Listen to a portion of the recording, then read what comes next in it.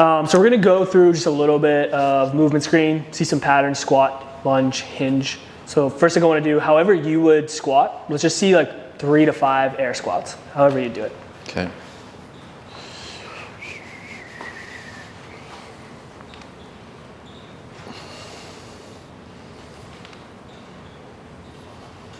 Nice. How are we feeling here? Good. Yeah, looks good. Hips feel a little tight, but. Yeah. Anything stand out to you from like knee, hip standpoint? No, like my hips just feel tight, but that's a constant thing. Like I always. Constantly feel tight. You also ran just before this, so there's a little bit of influence there. Yeah. Let's go sumo stance, awkwardly wide. Toes in or out? Let's go forward. Forward toes? Okay. Yeah, and then let's just have you squat from there. And let me know if you notice any difference here. Knee, hamstring. That's how you want me to squat like that? Yeah, dude. Come back up. You don't do it this way? Not my toes that forward. Do a couple. What are we feeling here? Where do we notice tension? How's the knee? How's the hamstring? Tension on my right side. Hamstring's good. Yeah, this feels tight. Left, right. The right side feels tight. Let's go toes out, because that seemed to be more of how you do it. Let's see how that feels. Do a couple. I don't know if I want to go that wide, to be honest. I think that's probably half the problem. Yeah, it's funny. So this feels tight. Right groin. Yeah, big time. Yeah, I mean, makes sense. Like a sumo stance is going to load the groin a lot more. I just wanted to see if that changed anything on how your knee felt, which is good. No. You're not feeling any knee discomfort. Hip flexion seems to be okay. Yeah. Let's come all the way together.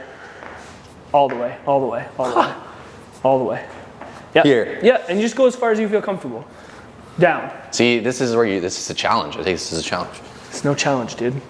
Just want to see how you move. It's pretty good. Do a couple. Now, how does this feel through like your hip? That's fine. Knee feel okay? Yeah. So like, the first time a little bit of tightness, but otherwise like good. So what do you think is the difference between your normal position and feet together from a knee standpoint? Why would you maybe feel a little bit more in your knee doing the close versus the normal stance? Why? And there's no like wrong answer. I'm just curious if you have any thoughts. Well, there is a wrong answer, but I'm curious if you have There is a wrong answer. There's not a wrong answer, just a thought. Well, I mean, my hips are like, everything is tighter. Like I don't have as much range of motion. Like I have to push myself. Yeah. Like I have to sit back a lot more and try to maintain upward posture, but I'm kind of leaning. It's a much different movement, right? I mean, your hip mobility here is really good.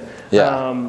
What happens, and you're getting there, is like when we're close and we squat, we're gonna get way more knee movement forward, right? Yeah. So more anterior knee loading, gonna get a little bit more on the inside, a little bit more on the outside, versus like neutral, we get a little bit more vertical shin. You're still gonna have some knee coming forward, but not as much because we're sitting more into our hip, right? Yeah. Versus like we go really wide, you're gonna get a lot of hip and a lot more vertical shin, right? Yeah. So we're not gonna get a lot of forward knee movement. Yeah. So I like to see the different kind of positions to see like, does that change how your knee feels? Does that change how your hip feels? Yeah. Because it's gonna load those tissues all like a bit differently. Okay. Right? Yep. Overall, not impacting the knee too much, which makes sense. Yeah. Let's go split squat, and we'll just come down, up. We'll do whatever side you want to start with. Start with the left first. And we're gonna do like 3 to 4.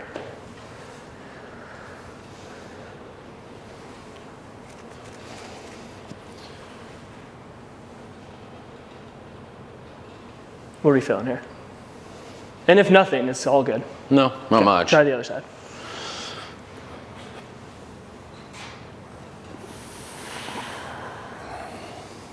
So right knee feeling good. How does that left knee bending feel back there? Fine. Okay.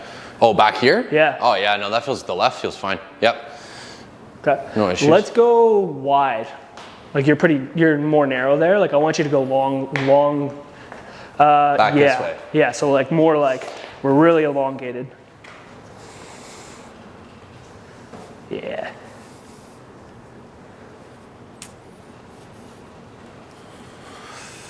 Any difference there? No. Okay, do a couple on the other side. And then once you're done like 2 or 3 on that side, we're gonna just try a walking lunge. So we'll have you do walking lunge. Let's go down to the pillar and back. Just let me know if you notice anything different here. No. I mean, good news overall, and I think you kind of knew this already. Like, from like, is there something really bad going on here with the knee from like the hyperextension? Yeah. Structurally, no. Structurally, we're probably in a good place. Yeah. Like, no pain lunging, no pain walking, no pain. Like, you were playing basketball. We kind of knew that, but it's good to go through this and just see like how does that tissue respond.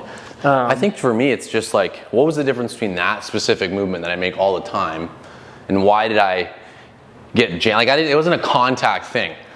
Like, I was pretty much just pushing in against somebody and pushing off, and I don't know why it happened that time. You know what I mean? Like, it wasn't like I landed wrong or whatever. Yeah, the hard part is like when you're playing a sport that is unpredictable and dynamic and high velocity, high force, right? Yeah. It doesn't really, it's every time you play is different. Like the loads are different every single time. Right. So in that case, it was probably whatever you're doing, you're cutting, you're pushing off, you land on that side, and that tissue got loaded more than it wanted to handle, and it responded. Like the capacity of that tissue to handle load was a little bit, like the capacity was here, the load was here, and you got a response. The good thing is like you weren't forced beyond that. So like what could have maybe made it worse is if like someone was leaning their load on you and you were doing that, and then you go in that hyperextended position, and then you really exceed that capacity, and then because I was vulnerable for sure. Then we see some type of injury happen, Gotcha. right? Yeah. So that's probably why. On that note, like I think the few days after that, or like even the week after, which is why I didn't play basketball past that day, was I felt more susceptible to like, it felt like I could go into that further range easier. Like it didn't feel stable. Like it felt like when I locked out, if this felt like not a good place to go too much, like, so I was really, that protective kind of instinct kicked in, but I could feel the. And that's normal, right? That's why I think you got that. I mean, one, you overload that tissue, you're gonna get a response, but your body is always like trying to protect you, right? So it's gonna give you this sense of instability, this sense of weakness. It's gonna tell you to be a little bit cautious and to not go and play basketball at that intensity the very next day. For sure. When that tissue is vulnerable, and then you do that same load, and then you exceed that capacity even more because it's already lower, and then we do get something like a tear or something more intense. Could we talk a little bit just for a second while we have the conversation? Like, was it foolish to keep playing? Like, what are your thoughts on that? I don't think it was foolish. You're just at a higher chance of injuring it further, right? Like you did your basic assessment of like, all right, is it painful if I weight bear? You probably jumped around, you probably did some lunges, you probably did some cutting. So you're probably fine. Like, so like that's why structurally you were probably okay. But like from a capacity standpoint, your capacity to take on load has gone down. Yeah, significant. So that just leaves you at risk for some basic movement, which like maybe it would be like coming in, pushing, and like you're backpedaling to go on defense. Normally that would not bother it, but because your capacity is so low, you could have done that and then further damaged it. So like, I don't think it's foolish. Like I would have kept playing if I did that test, but that does put you at a higher risk, and that's where we might see like an injury happen after you get tweaked per se. Yeah. So. Yeah. Because it's not that there was the initial ouch, like that's too far, or you did something, and then it was non-existent. Yeah, like it felt fine. Which is good, like good in the sense that you probably didn't do anything dramatic to it. You could keep playing. You just got to weigh the risk reward of like how important is this game versus like me actually maybe injuring my knee. Like that's what I would think about next time is like, is this pickup game worth it? At the YMCA, if it's the championship game and it means the world to you, we're going back in. Right. But if it's not, and then you start thinking, okay, well, if I go back in, I injure this further, then I can't strength train, I can't work with my clients, which is important to me. Like, I'm probably not going back in, or I'm highly considering it. So it's like risk reward always when that stuff comes up. And that's why I think I gauged after a period of time when I could really feel like it wasn't just, there wasn't strength there, it wasn't really moving well. I was like, okay, now it's time to stop. And you cut it, which I think is like good, smart. Like a lot of times, as like cliched as it is, it's like trust your intuition. Like if your body's and you're kind of like, I shouldn't do this. Like it's hard to follow that, but you probably should.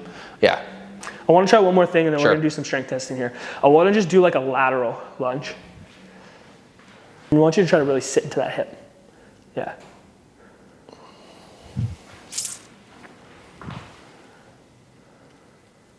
Good, let's try the other side.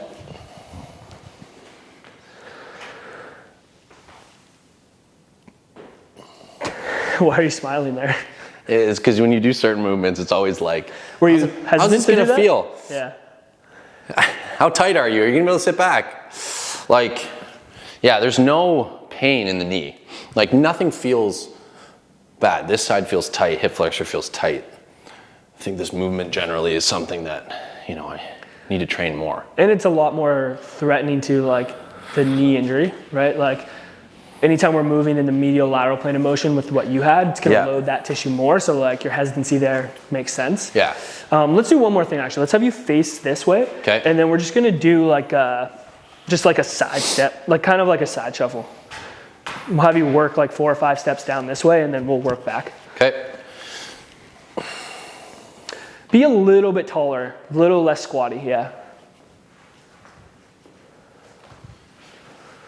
This guy's ready to lock someone down. How's this feeling? Good. Come back this way. But this was like how I knew I needed to stop, was that movement. Pushing off. Yeah, I was playing defense and I was going, I wasn't popping off left well. Like just no power. Yeah, like I got crossed over and I went like this and I was like, I'm not catching you. Like I'm not exploding, so. I mean, but now we're feeling okay here. Yeah, like there's no issue. Let's take a little rest. That makes sense though with what we just talked about, right? Yeah. Like your body is saying like, hey, I don't want to really do that because if I really push off, maybe that load is gonna really do some damage. So it makes sense, right? Yeah.